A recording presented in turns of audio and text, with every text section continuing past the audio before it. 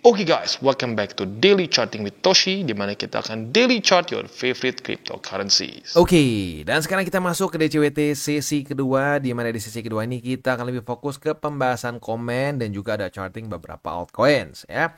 Sebelum kita mulai, reminder lagi nanti malam jam 9 kita akan keluar data penting ya.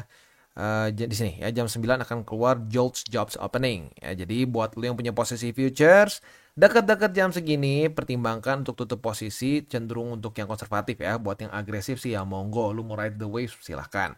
Tapi buat yang konservatif sampai intermediate, boleh pertimbangkan untuk tutup posisi kalau sudah dekat-dekat jam 9 atau US Market Open. Just in case volatility-nya tidak sesuai harapan ya. Ya kayak kemarin kita udah kasih tahu ya akan keluar beberapa data penting. Kemarin tuh malah 3 ya. Jadi siap-siap terjadi volatility dan ya beneran kejadian. Begitu ya, beneran kejadian dan jebol beberapa support. Oke, sekarang tanpa lama-lama lagi langsung aja kita masuk ke pembahasan komen karena takut ada yang ini takut kepanjangan ya videonya. Yang pertama dari BLK Culture. Mantap, menggunakan teori dasar probabilitas dan frekuensi. Itu dasar semua ilmu pengetahuan di bidang apapun. Jika berdasarkan teori ini lebih sering sukses. Benar ya. Statistik ya, probability. Itu adalah cara paling mudah untuk kita bisa ya sukses di bidang apapun. Begitu kita lihat probability-nya apa ya yang bikin kita bisa lebih sering menang. Begitu. Jangan pakai perasaan. Begitu, mantap ya. Next dari Aji TB, sarkas buat yang suka clickbait. Gini, sebenarnya sih kalau gue pribadi, orang lain mau clickbait monggo, nggak masalah. Asal jangan berbohong ya, karena gue juga pernah dengar beberapa kayak report. Ada yang gila bang, bohong bang. Ada yang bilang Warren Buffett kerja sama apalah sama PP lah dan lain-lain. Nah itu berbohong. Kalau itu gue nggak setuju sama sekali ya. Kalau orang mau clickbait sedikit gitu ya, dikasih bumbu-bumbu sedikit, oke lah. Tapi saat gue bilang hati-hati, ada probability bisa terjadi volatility, itu bukan clickbait. Begitu, karena masih ada beberapa ya, walaupun udah makin dikit ya, masih ada beberapa yang komen, hati-hati mulu, waspada mulu, lihat nih market, tiba-tiba ngedam, tiba-tiba ngepam ya. Itu bukan karena tiba-tiba market ngepam atau ngedam secara random, itu ada datanya. Makanya gue bilang ada resiko. Nah itu dia ya, sekali lagi penekanannya ditonton, jangan cuma baca thumbnail. Gak bisa lu baca thumbnail ngerti semua videonya. Kalau bisa kayak begitu, Sato udah jadi master copywriter ya. Bisa bikin konten 20 menit dimengerti hanya dengan thumbnail. Nggak bisa ya, ilmu kita untuk copywriting mungkin nggak sehebat itu begitu. Jadi ingat waktu kita bilang waspada, hati-hati, itu beneran bukan clickbait gitu. At least untuk TCI ya, yang lain gue nggak tahu ya. Next, dari font Lycon itulah ya. Sangkut di Bitcoin jutaan kali lebih baik dibandingkan sangkut di altcoin. Yes, in general, yes, gue setuju ya karena altcoins ini sangat banyak tipenya ya. Tapi ada general rule-nya di mana semakin besar market cap-nya akan resikonya cenderung lebih kecil ya. Ada contohnya beberapa yang hancur juga kayak mungkin Luna begitu. Lalu ada beberapa lagi kayak Litecoin gitu. Tapi ya in general yes ya. Mendingan kita nyangkut di BTC dibanding altcoins. Bahkan nyangkut sampai satu bear market pun lebih mendingan jauh di Bitcoin. Begitu. Jadi sekali lagi jangan terlalu banyak nikah dengan altcoins. Karena altcoins banyak yang hanya satu cycle dan tamat. Begitu. Lu coba cek ya. 3 cycle lalu aja gitu ya. 3 cycle lalu atau 2 cycle lalu. Di 2016 deh. Lu lihat top 10 CMC. Ya, sorry bukan CMC ya. Top 10 crypto ya. Itu banyak sekali altcoins yang lu gak pernah denger namanya. Ya sekarang udah hilang, udah mati. Jadi ya bener banget. Mendingan sangkut di Bitcoin. Next dari user something. Panjang nih namanya ya. Terima kasih untuk ilmunya Bang Toshi. Demi mendukung Bang Toshi, aku gak skip iklannya. Thank you ya. Jadi banyak banget cara untuk mendukung DCI. Salah satunya dengan ya mungkin lo bisa gak skip video. Lo juga bisa bantu viralkan. Kasih tahu teman-teman lo yang udah mungkin muak dengan channel-channel VIP ya bisa bergabung di TCI karena semuanya for free. Termasuk Telegram. Ya Telegram itu tidak berbayar sama sekali. Jadi buat lo yang pengen masuk ya silahkan masuk aja. Tidak ada ditodong-todong harus pakai referral, silahkan mau pakai. Terima kasih, nggak pakai juga nggak apa-apa ya. Selanjutnya dari hiburan Grogot ya. Turun merosot terus-menerus pengaruh global. Apakah ada penjualan massal? Jadi data tersebut keluar. Semoga tetap sadar untuk all in jangan karena ngikut bisa blunder. Keren ini channel, edukasi bukan menyesatkan. Good job lah, bukan clickbait thumbnail. Yes. Nah ya benar. Jadi sekali lagi ya, thumbnail kita bukan clickbait. Saat gue bilang hati-hati, itu akan ada penjelasannya kenapa harus hati-hati. Begitu ya. Next. Wildan Teguh, ya, apakah mungkin jika basic support 50K kesentuh berdasarkan 3 kali upaya dobrak 70.000, 65.000 dan 60.000 tidak sukses? Mungkin aja ya. Karena kita ingetin lagi ya, ada 3 level kepedasan ya setelah kita tembus BSB. Bisa 30% yang udah kena kemarin waktu nge-wake di 50.000 ya, sedikit di bawah 50.000. Lalu ada 70%, ini yang paling sering ya, itu di sekitar, kalau 70% tuh kalau 50% tuh di sekitar harga ya 37.000 lah kalau kita bulatkan ya. Dan yang mungkin paling menyeramkan adalah minus 70%.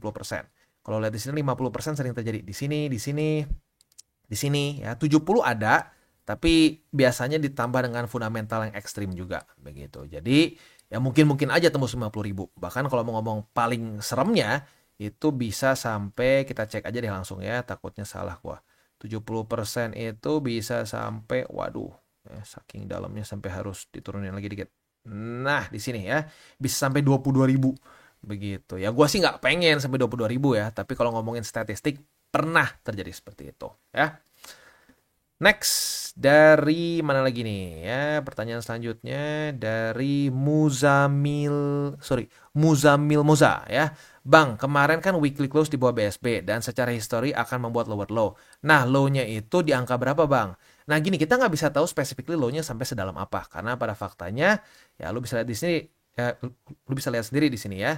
Low di sini ya lebih ekstrim dibandingkan low di sini. Ini low-nya dikit banget sampai orang banyak yang berdebat. Ini lower low nggak?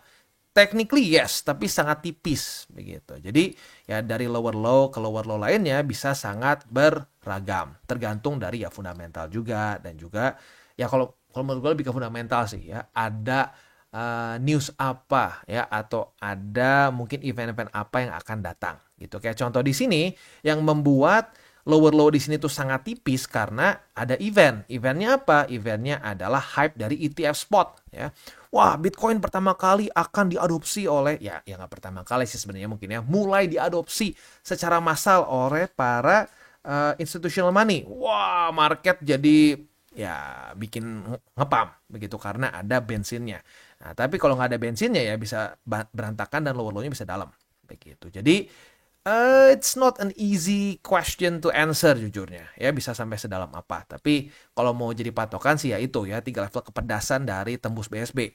30%, 30% yang udah kena kemarin ya di kapan nih? Kenanya itu di Agustus kemarin ya. Atau bisa juga 50% itu yang paling sering. Yang paling serem 70% begitu. Next. Tiah FF. Kotoshi mau tanya, misal BTC udah turun di garis biru yang udah dianalisa Kotoshi, itu cukup sekali belinya aja kan? Dan kalau misalkan beli lagi di garis biru yang sama itu gimana?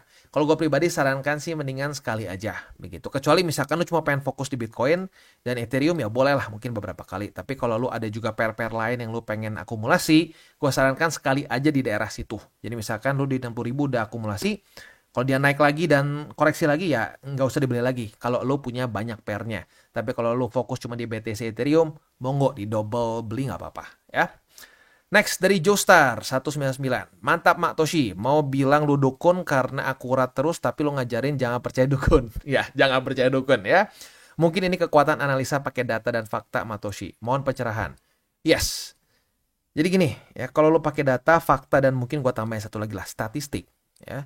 Itu probability lu untuk menang ya, untuk lu bener itu lebih besar dibandingkan lu cuma ngintip sebelah ngomong apa begitu. Karena kalau mau ngintip sebelah ngomong apa, kita nggak akan bisa tahu resiko di sini ya.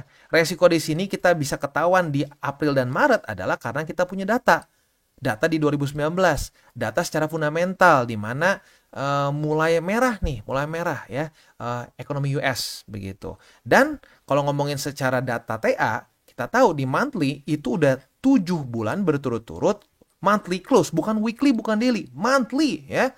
7 bulan, berarti setengah tahun lebih 1 bulan itu bullish semua. BTC nggak pernah se-overextended kayak gitu. Nggak pernah 7 bulan. Paling mentok itu 6 bulan di sini. Dan setelah 6 bulan nggak ada koreksi, ya, apa yang terjadi? dump 55%. Begitu. Jadi asumsi di sini terjadi koreksi itu sangat normal.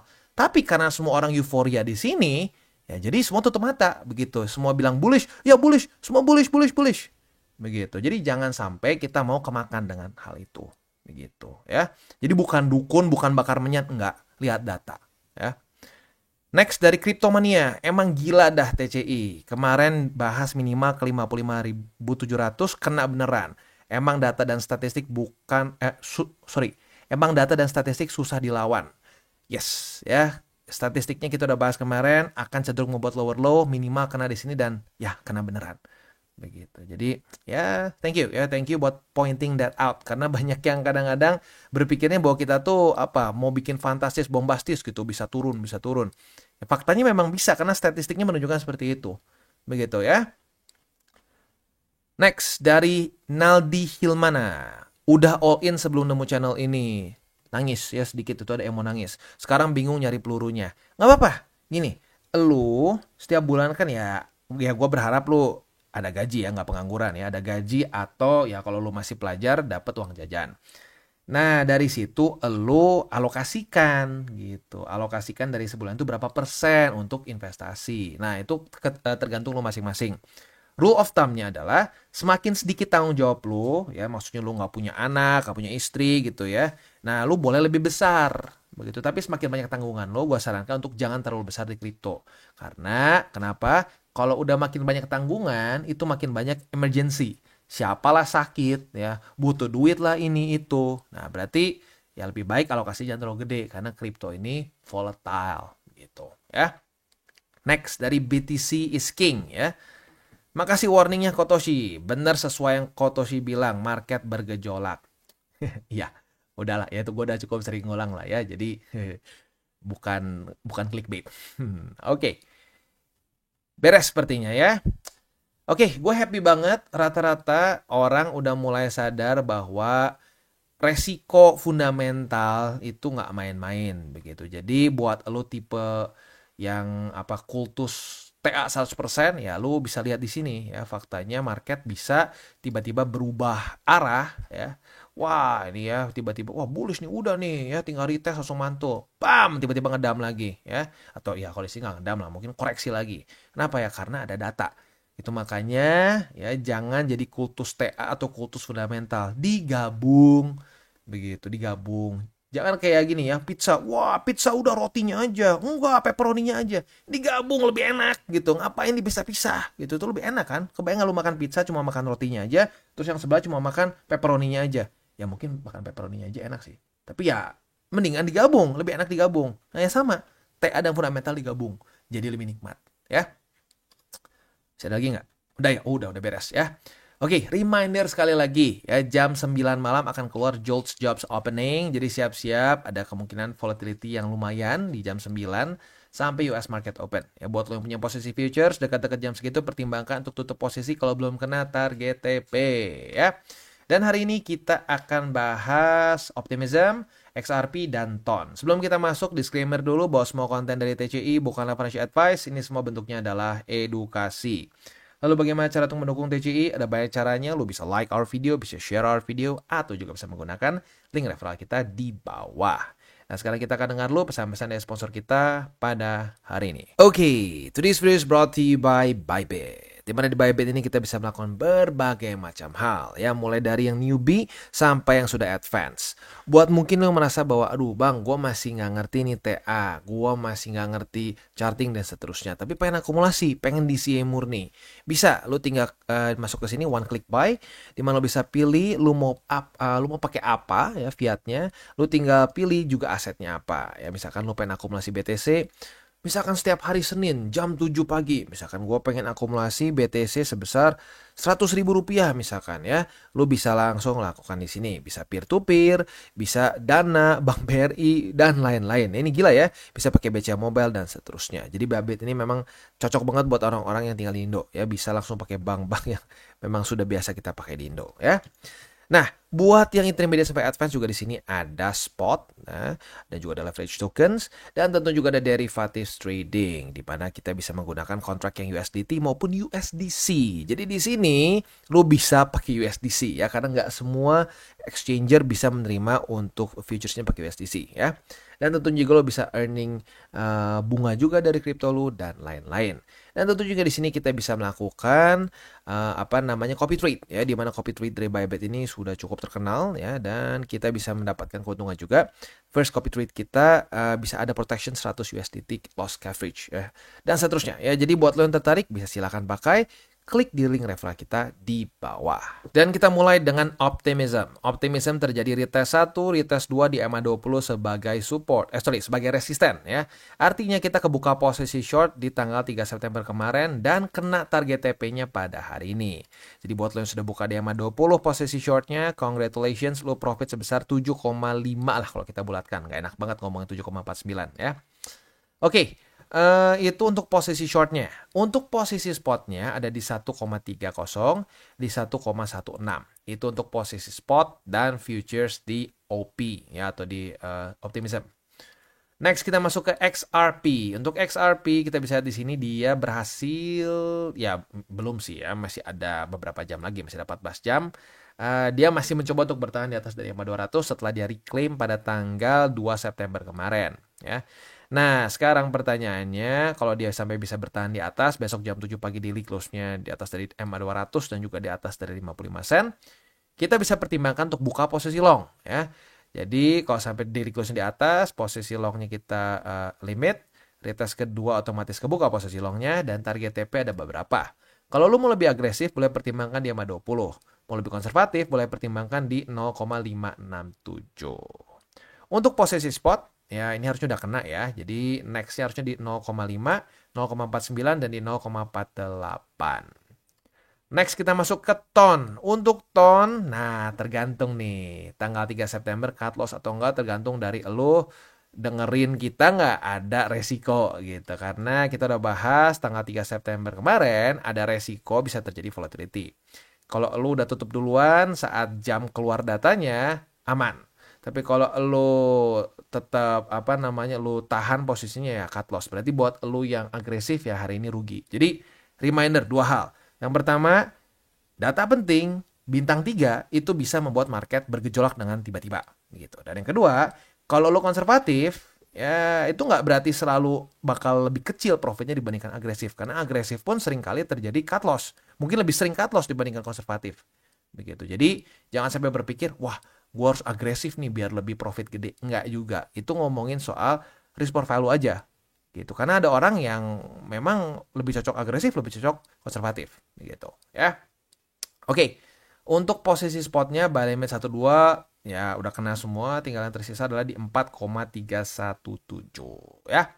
Itu kurang lebih untuk DCWT sesi kedua. Ya. Sebelum kita tutup, sekali lagi gue ingatkan, nggak apa-apa 3 kali biar inget ya. Jam 9 malam kita akan keluar JOLTS Jobs Opening. Jadi siap-siap jam 9 sampai mungkin 11 bisa terjadi extra volatility begitu. Tapi arguably juga bisa sih sampai mungkin sedikit lebih subuh gitu ya.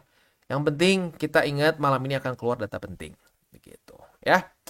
Oke, kita tutup dengan 3 golden rules. Jangan pakai uang panas, jangan over leverage, dan berpikirlah jangka panjang. Oke guys, jadi itu adalah akhir dari segmen DCWT kita pada hari ini. Dan jangan lupa bagi kalian yang merasakan manfaat dari segmen ini, jangan lupa untuk share ke teman-teman kalian. Dan apabila lu pengen mensupport channel kita, ya TCI, jangan lupa untuk menggunakan link referral kita di bawah. Nggak wajib ya, tetapi apabila lu menggunakan link referral kita di bawah, ada macam-macam ya, dari Bybit, Huobi, Maxi, toko kripto, dan banyak lagi ya. Walaupun nggak wajib, tapi kalau menggunakan link referral kita, lu secara langsung membantu perkembangan dari TCI. Dan satu lagi, jangan lupa juga untuk join Telegram group kita, di mana kita bisa ngobrol-ngobrol santai mengenai dunia cryptocurrency secara 2 arah. So, jangan lupa untuk like, subscribe, click the bell icon, and see you on the next video.